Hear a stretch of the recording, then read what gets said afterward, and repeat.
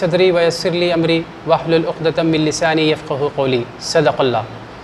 नाज़रीन, मैं Mohammad Altaf Ahmad AB news channel में आप सबका इस्तक़बाल करता हूँ।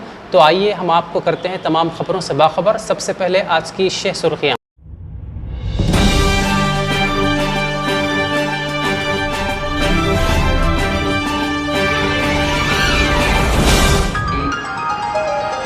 तमिलनाडु RSS ऑफिस तनाज़े में 4 मुस्लिम अफराद बाइज़्ज़त बरी। दहली फसादात के मुल्ज़िम शाहरुख पठान को उनकी मुस्तक़बिल क़रीब में सज़ा की पेशन गोई। किसानों ने अपने एहतजाज को वापस लेने से किया इनकार। वसीम रज़वी ने राह फ़रार के लिए अपनाया हिंदू मज़हब कमाल आर खान।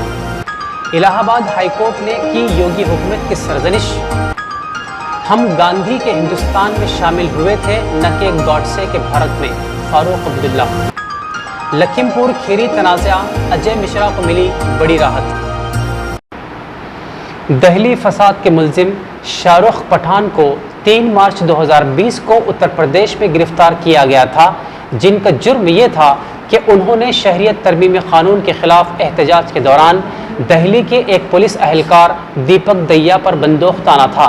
फ़िलहाल वो तिहाड़ जेल में मुक़य्यद हैं। जस्टिस अमित रावत के मुताबिक शाहरुख पठान ने एहतजाजियों की न सिर्फ क़यादत की, बल्कि पुलिस अहलकार के लिए जान के ख़तरे का बाज़ भी बने। चुनाचा हिंदुस्तान की आइन की दफ़ा 147, 148, 186 और 188 के अलावा इंडियन पेनल कोड IPC 353 हमला, 307 कत्ल की कोशिश के अलावा दफ़ा 149 का भी उन पर इतलाक़ किया गया। तमिलनाडु RSS ऑफिस में गाय का सर फेंकने के फर्जी तनाज़े में 4 मुस्लिम अफराद को 2011 में गिरफ्तार किया गया था, जिनको आज बाइज़्ज़त बरी कर दिया गया। और इसी के साथ तमिलनाडु हाई कोर्ट ने गिरफ्तार शुदगान को फ़ीकस 1 लाख रुपये देने का भी ऐलान किया। ज़रई क़वानीन को कल अदम करार देने के बाद किसानों के कायद अनाम से चकोरी ने अपने एहतजाज को वापस लेने से ये कहते हुए इनकार किया कि अगर हमने वज़ीर आज़म नरेंद्र मोदी के किसानों के ख़िलाफ़ केसेस के तई नर्म रवैया इख्तियार करने पर अपने एहतजाज को वापस ले लिया, तो बहुत मुमकिन है कि मोदी सरकार अपनी बात से मुकर जाए।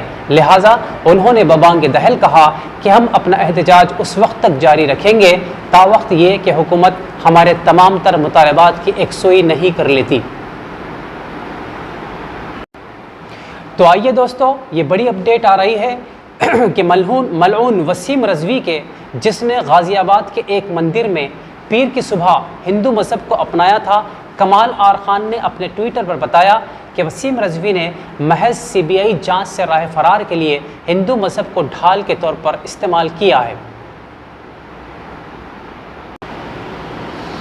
इसके बाद इसी तरह आगे बढ़ते हुए कि इलाहाबाद हाई कोर्ट ने योगी हुकूमत को आड़े हाथों लेते हुए कहा कि हुकूमत जो कोई भी कानून साजी करती है वो कवानीन अवाम व खवास की दस्तरस में होना चाहिए।